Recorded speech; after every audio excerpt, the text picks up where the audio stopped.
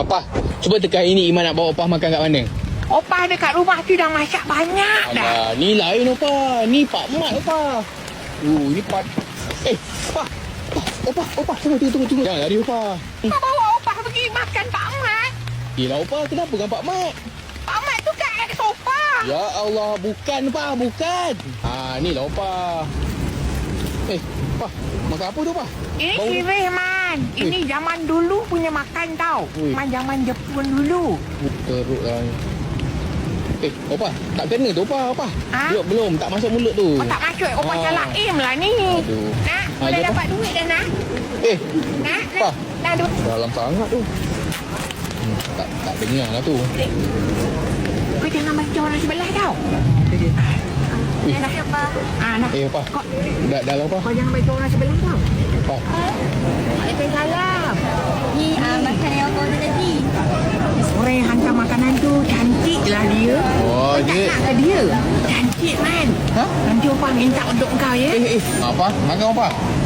Sini Opah, sini. Bukan Opah, salah lorong tu.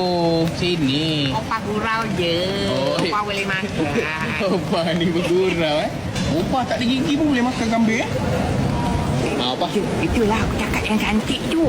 Dik. Man. Opah bayarkan boleh? Opah bayarkan dah. Bayar. Kan Iman yang nak belanja. Dik, ni apa ya? Oh, yang ni promo korban dengan umrah apa? Beli 3 pack, RM99 boleh pergi umrah. Iman tak nak ke beli kat Opah? Mana tahu beli bawa Opah pergi umrah ke?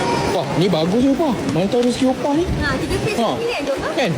Tak apa, Iman belanja lah. Ni Iman belanja. Man. Cantik kan dia? Ya Opah, memanglah dia kerja sini. Kau dah ada kembang menung? Belum, RM1 lagi. Opah, jangan macam tu Opah. Tak ada. Ini cucu Opah ni. Kalau kau nak kau ambil lah. Boleh je. Mana boleh ambil sentuh Opah. Dia tak ada apa ni. Dia tapi bapak dia kaya.